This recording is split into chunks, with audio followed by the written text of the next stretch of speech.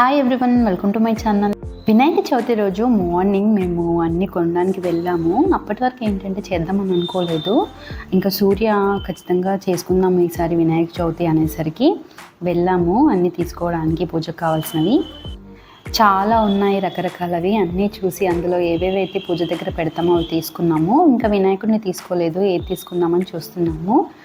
మట్టి వినాయకుడిని తీసుకుందామని ఈ వినాయకుడిని అడిగితే 700 అన్నారు. చాలా ఎక్కువ రేట్ చెప్పాడు. ఇంకా ఇవైతే 800 అంట, 700 అంట. చిన్నదైతే లాస్ట్ 400, 350 అంట. వేరే ప్లేస్కి వచ్చాము. ఇక్కడ ఒకరు అడుగుతున్నారు 200కి ఇవ్వమని. ఇంకా నేను చూద్దామని చూస్తున్నాను వెనకాల. బట్ ఫస్ట్ ఒక్కటే బాగుంది, వెనకాల విరిగిపోయింది. వేరే విగ్రహం మాకు బాగా నచ్చింది, అందుకే ఈ విగ్రహం తీసేసుకున్నాము. ఇంకా డెకోర్ చేయడానికి ఏమైనా ఉంటే బాగుంటుందని చాలా వెతికి కొన్ని తీసుకున్నాను. ఇంటికి వచ్చేసాము, ఎన్ని తీసుకున్నాము అసలు. ఫస్ట్ ఇంటికి రాగానే బంతిపూలకు వచ్చేసి మామిడాకులు పెట్టేశాను, ఎందుకంటే లేట్ అయిపోతుందని. చాలా టైం పడుతుంది కదా ఇవన్నీ సెట్ చేయడానికి. ఫస్ట్ అయితే లేవగానే ఫ్రెష్ అప్ అయిపోయి అంత వర్క్ అంతా కంప్లీట్ చేసుకుని మిల్క్ అయితే తీసుకొచ్చి వేడి చేస్తున్నాను. పూజ రోజు అసలు అర్థం కాదు ఏది ఫస్ట్ స్టార్ట్ చేయాలా అని.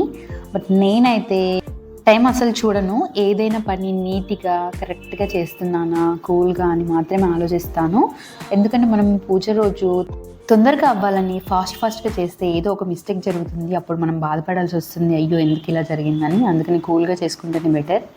నేను కూల్గా చేసుకున్నా కానీ పనంతా స్పీడ్గా చాలా తొందరగా చేసేస్తాను. టైంలోపే అన్నీ కంప్లీట్ చేసేస్తాను. కూర్చొని రెస్ట్ తీసుకుంటూ టైం అంతా అస్సలు వేస్ట్ చేయను. ఉన్న టైంలోనే చాలా ఫాస్ట్గా అన్నీ తొందరగా చేసేస్తాను. పాల తాలికలు నైవేద్యం చేస్తున్నాను. చిన్నప్పటి నుండి ఎక్కువగా వినాయక చవితికి ఖచ్చితంగా ఈ నైవేద్యం పెడతాం మేము. సో అందుకే ఇదే ప్రిపేర్ చేస్తున్నాను. మేము ఈ నైవేద్యాన్ని ఉండ్రాల పాయసం అంటాము. ఇందులో మంచిగా మిల్క్ వేసుకొని డ్రై ఫ్రూట్స్ యాడ్ చేస్తే చాలా బాగుంటుంది. ఇది ఆల్రెడీ ఎలా ప్రిపేర్ చేసుకోవాలో వీడియో పెట్టాను. మీరు ఇప్పటివరకు ఈ ప్రాసెస్లో ట్రై చేయకపోతే ఒక్కసారి ట్రై చేయండి, టేస్ట్ అయితే చాలా బాగుంటుంది. ఈ వినాయక చవితి రోజు స్పెషల్గా కలకూర అని చేస్తారు. 5 రకాల వెజిటేబుల్స్ కలిపి చేస్తారు. ఖచ్చితంగా 5 ఉండాలి, ఎక్కువ అవ్వద్దు తక్కువ అవ్వద్దు. సో ముందుగా ఆయిల్ తీసుకొని అల్లం వెల్లుల్లి పేస్ట్ యాడ్ చేసుకొని మిర్చి యాడ్ చేసుకొని మంచిగా ఫ్రై అయిన తర్వాత పసుపు కూడా వేసుకోవాలి. మేము స్పైసీ ఎక్కువగా తింటాం కాబట్టి మిర్చి బాగానే యాడ్ చేశాను. ఆ తర్వాత బీరకాయలు వంకాయలు కూడా వేసుకొని మంచిగా ఫ్రై చేసుకోవాలి ఆయిల్లో. బొబ్బరికాయ చిక్కుడుకాయ నేను ఆల్రెడీ కుక్ చేశాను. కుక్ చేసిన తర్వాత ఇందులో యాడ్ చేసి ఫ్రై చేస్తున్నాను లైట్గా. ఇవన్నీ బాగా ఫ్రై అయిన తర్వాత ఇందులో టొమాటో కూడా యాడ్ చేసుకొని సాల్ట్ వేసుకొని వాటర్ యాడ్ చేసుకొని బాగా కుక్ చేసుకోవాలి. అసలు టేస్ట్ మామూలుగా ఉండదు, వేరే లెవెల్లో ఉంటుంది. ఇప్పటివరకు ఇలా చేయకపోతే ఒక్కసారి ట్రై చేయండి. అలాగే సాంబార్ కోసం ఇలా బెండకాయలు కట్ చేసి ఆనియన్స్, టమాటో ఇంకా చింతపండుని కూడా నానబెట్టి పెట్టేశాను. ఇందులో చింతపండు అంతా తీసేసి ఓన్లీ వాటర్ మాత్రమే యాడ్ చేసుకోవాలి. ఈ పండగ రోజు పప్పు అసలు చేసుకోము, సో ఈ సాంబారే చేసుకుంటాము. ఆయిల్ బాగా వేడైన తర్వాత ఆవాలు, జీలకర్ర, అల్లం వెల్లుల్లి పేస్ట్ యాడ్ చేసుకొని మిర్చిని కూడా వేస్తున్నాను. ఆనియన్ కూడా బాగా ఫ్రై అయిన తర్వాత ఇందులో బెండకాయలు వేసుకొని బెండకాయలు కూడా బాగా ఫ్రై చేసుకోవాలి, అప్పుడే తింటే టేస్ట్ బాగుంటుంది. బెండకాయ లైట్గా ఫ్రై అయిన తర్వాత టమాటో అండ్ పసుపు, ఉప్పు ఇంకా కర్రీ లీవ్స్ కూడా వేసుకొని మూత పెట్టి టమాటా కుక్ అయ్యేంత వరకు వెయిట్ చేయాలి. ఇప్పుడు ముందుగా ప్రిపేర్ చేసుకున్నటువంటి 5 టైప్స్ వెజిటేబుల్ కర్రీని ఒకసారి బాగా కలిపి మళ్ళీ మూత పెట్టేశాను. 2-3 మినిట్స్ తర్వాత టమాటా బాగా కుక్ అవుతుంది. ఇప్పుడు ఇందులో ముందుగా నానబెట్టుకున్నటువంటి చింతపండు జ్యూస్ని యాడ్ చేస్తున్నాను.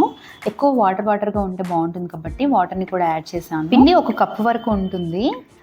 ఎక్కువ వాటర్ కావాలంటే ఎక్కువ పిండిని యాడ్ చేయకూడదు, డైరెక్ట్గా వేస్తే ఉండలుగా అవుతుంది కాబట్టి ఇలా కొన్ని వాటర్ యాడ్ చేసుకొని ఇలా బాగా కలుపుకున్న తర్వాత ఇందులో యాడ్ చేసుకోవాలి.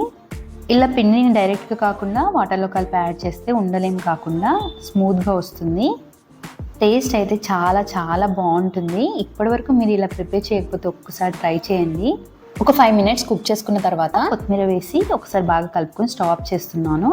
ఇందులో చిల్లీ పౌడర్ యాడ్ చేసుకున్నా కూడా టేస్ట్ బాగుంటుంది. అవి ఇవి కలిపి కూడా యాడ్ చేసుకోవచ్చు. ఇప్పుడు ఒక గిన్నెలో ఆయిల్ తీసుకొని బాగా వాష్ చేసుకున్న తుమ్మికూరని యాడ్ చేస్తున్నాను. లైట్గా పసుపు, ఉప్పు, కారం కూడా వేస్తున్నాను. దీన్నంతా బాగా ఫ్రై చేసుకోవాలి. ఇది వినాయకుడికి చాలా ఇష్టమైన నైవేద్యం, అందుకని కొద్దిగైనా నైవేద్యం ప్రిపేర్ చేయాలి ఈరోజు. మా అమ్మ వాళ్ళ ఇంట్లో ఈ నైవేద్యం ప్రిపేర్ చేసేది కాదు, అత్తమ్మ వాళ్ళ ఇంట్లో ఈ నైవేద్యం కంపల్సరీ పెడతారు అండ్ తింటారు ఆ రోజు కంపల్సరీ. మ్యారేజ్ అయిన కొత్తలో తినమంటే అసలు అత్తమ్మ మామయ్య చెప్పారు కదా అని నేనైతే వాళ్ళ కోసం టేస్ట్ చూసాను. అస్సలు తినలేము, చాలా ఘోరంగా ఉంటుంది. మీరు ఒకసారి తింటే ఎలా ఉందో ఆ టేస్ట్ కామెంట్ చేయండి తినున్న వాళ్ళైతే. కుకింగ్ అంతా కంప్లీట్ అవ్వగానే ఫస్ట్ స్టవ్ అంతా కడిగేసి గిన్నెలన్నీ క్లీన్ చేసేసి తర్వాత పూజకు కావాల్సినవన్నీ తీసి పూజకు కావాల్సిన దీపాలు అన్నీ కూడా క్లీన్ చేసేసాను. ఇంకా క్లీన్ చేసిన తర్వాత వాటర్ అన్నీ తుడిచేస్తున్నాను, ఎందుకంటే ఇవి వాడడానికి చాలా టైం పడుతుంది. అంత టైం వేస్ట్ చేస్తే మళ్ళీ పూజకు లేట్ అవుతుంది కాబట్టి క్లాత్తో తుడిచేసి ఇంకా ఆయిల్ పోసి ఒత్తులు వేసి రెడీగా పెడుతున్నాను. మార్నింగ్ లేచానంటే వర్క్ అంతా కంప్లీట్ అయ్యే వరకు నేను అసలు కూర్చోను, నిలబడే అంత వర్క్ చేస్తాను. ఎన్ని అవర్స్ అయినా పర్వాలేదు, నేను అలాగే ఉంటాను. కూర్చొని చేస్తే వర్క్ కంప్లీట్ అవ్వదు, చాలా లేట్ అవుతుంది అనిపిస్తుంది నాకు, అందుకని నిలబడే కంప్లీట్ చేసేసుకుంటాను.